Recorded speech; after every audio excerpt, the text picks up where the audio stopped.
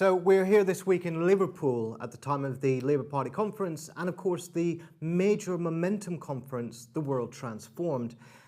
The press today is covering a lot to do with the Labour Party, not all of it, but we're going to have a quick look through the newspapers. Front page of The Independent, Labour's Socialist Manifesto. Gives us the impression that John McDonnell is a raging Bennite. No shame in socialism, Chancellor tells his party as he outlines vision for Britain. Most left-wing economic blueprint for decade calls for £10 minimum wage. Furious row over Trident after Corbyn aide makes last-minute changes to speech. This is a major intervention by the Shadow Defence Secretary Clive Lewis, which of course The Guardian also talks about and which is worth mentioning alongside this. Guardian's front page says Corbyn steps back from damaging Trident row. And it describes how Clive Lewis, the Shadow Defence Secretary, has decided that Labour will not be reversing its pro-Trident position, ostensibly in order to avoid a row with the party's right wing. It's notable, of course, that the headline of the Guardian story implies that Corbyn would be responsible for the row if he stuck to his guns on Trident and won the Labour Party to his position, which he almost certainly would. The fact that this paper has not found it in its heart to blame the Labour Party right wing and the Parliamentary Labour Party for other recent damaging rows of note is quite telling in this context. Anyway, apart from The Independent and The Guardian, both of which are covering the Labour Party to some extent, we've got the Daily Mail. Daily Mail gives us this shocking story, Labour in La La Land. Why is Labour in La La Land? Because it's pledging to borrow $500 billion. That's probably an exaggeration. State benefits for all, meaning a universal basic income. Notable part of the story, Brexit voters branded racist.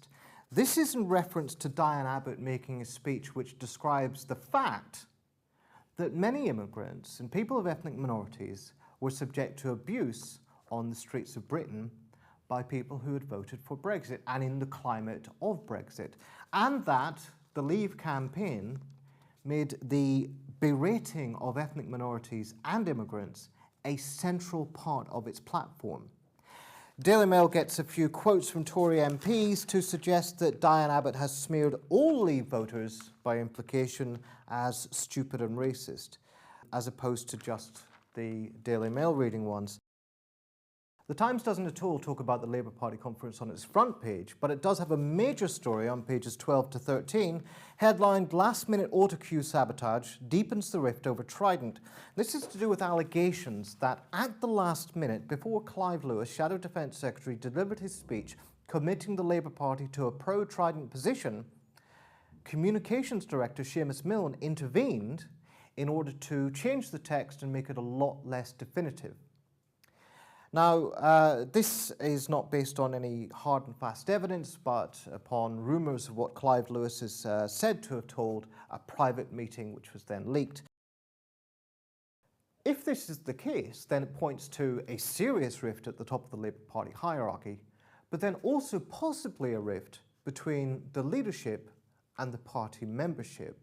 So there are two major themes of the press's reporting of the Labour Party conference. The first is that the policy orientations are wildly unrealistic.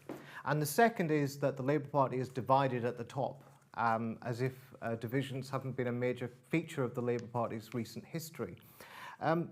Focusing on the theme of lack of realism, let's go back to The Independent's front page. It says, most left-wing economic blueprint for decade calls for £10 minimum wage. A £10 minimum wage is actually part of a policy of introducing what John McDonnell has called a real living wage. In his speech, he referred to independent forecasts which indicate that by the time Labour would be elected in 2020, it would be over £10 that would be necessary as a minimum on which to live. So this is not actually that wildly unrealistic, and actually, if you want to situate it in context, George Osborne spoke about bringing in a living wage of £9 per hour. So what is being described as radical and far left is actually a slightly more left-wing version of what has been offered by the Cameronite centre over the last few years. Let me be clear, Britain deserves a pay rise and Britain is getting a pay rise. I am today introducing a new national living wage. We will set it to reach £9 an hour by 2020. So, of course, Jeremy Corbyn won the Labour leadership election as expected and by a larger margin than previously. In 2015, he won by 59.5% of the vote. This year, Jeremy Corbyn increased his share of the vote to 62%. His opponent, Owen Smith, won the remaining 38%. Owen Smith distinguished himself in the campaign as someone who came from the unknown, and that was his major advantage, to becoming the unwanted. His major drawback in this case being that he was widely reported as making laddish and sexist jokes about women like Nicola Sturgeon needing to be shut up with gobstoppers and so on, and this significantly alienated many of his would-be supporters who are, after all, Labour Party members. So what did the newspapers say about this? Tim Stanley in The Telegraph asks, so what was the point of that then? All that had happened is that Owen Smith had stood and made Jeremy Corbyn stronger, and indeed that is the case. The coup that was mounted a few months ago resulted in tens of thousands, perhaps hundreds of thousands of new people joining the Labour Party to support Corbyn. Notably, the electorate in this leadership election and the turnout was bigger than in any previous election for the last few years. On the other side of the narrow media spectrum, The Independent covered Jeremy Corbyn's victory by running a front page that said, "On your bike, what working class voters really think of Jeremy Corbyn." Now this was an exclusive news story, and the exclusive that they had was that a poll showed that 46% of C2DE voters didn't think Jeremy Corbyn would win the next election. C2DE are the lower social grades in the social grading system used by market researchers and polling organisations. They were trying to describe a situation in which the Labour leader was unable to reach out to the party's core heartland voters. The problem for them is that the Labour Party has not, for a very long time, been able to draw a majority of C2DE voters. In the last few elections, the support that Labour has got from C2DE voters has hovered around a third. In other words, this poll doesn't show what they think it does. Over at ITV News, Robert Peston, former economics editor at the BBC, describes how Jeremy Corbyn now has a right to demand loyalty from his MPs if he didn't have it before. With 62% of the vote, they can't expect him to agree to their policies, and nor can they expect him to go along with their demand for a shadow cabinet elected exclusively by the Parliamentary Labour Party. Meanwhile, in the Mirror, arguably the most pro-Labour of all the British newspapers, and particularly of the tabloids, they've got their political correspondent Ben Glaze pouring scorn and cold water on Jeremy Corbyn's victory. Describing how he delivered his victory speech to the Liverpool Convention Centre, he refers to the empty seats at the back of the room as a metaphor for Jeremy Corbyn's situation. The devoted, as he describes them, cult-like followers are there to listen always, their support is never in question, but beyond that, no one else is listening. So says the Daily Mirror.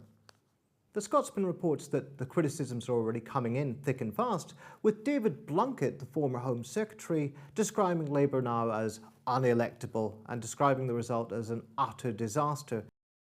And the Mirror, meanwhile, describes Jeremy Corbyn facing rebel MPs in showdown. Now, there isn't actually that much evidence within the Mirror's article for a showdown. There's some grumbling from backbenchers and from predictable sources like Chuka Umunna, but mostly what you get is grudging admission that Corbyn has won, and that many of those people who left the shadow cabinet, such as Yvette Cooper and others, may be prepared to return.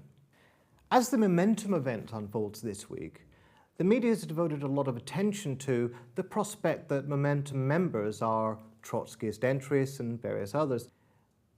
Louise Elman MP is in Sky News calling for an investigation into infiltration via Momentum. And what she's saying is that many members of the Labour Party are now people who previously voted for other parties such as the Trade Unionists and Socialist Coalition, the Green Party, and so on and so on. So essentially, the complaint about infiltration is a complaint that Labour now has people in its ranks who once voted for other people and other parties. So as the Labour Party conference continues to unfold and the Momentum event is ongoing, what is the function of the media in relation to these events? With Corbyn's victory sealed, the only real disagreement in most of the mainstream media is the reasons for your contempt for Corbyn. If you're on the centre-left of the tabloid and broadsheet field, you're allowed to detest Corbyn for making Labour unelectable and for leading a cult-like movement. If you're on the centre-right of the broadsheet and tabloid field, you're allowed to detest Corbyn for making Labour unelectable and for leading a cult-like movement.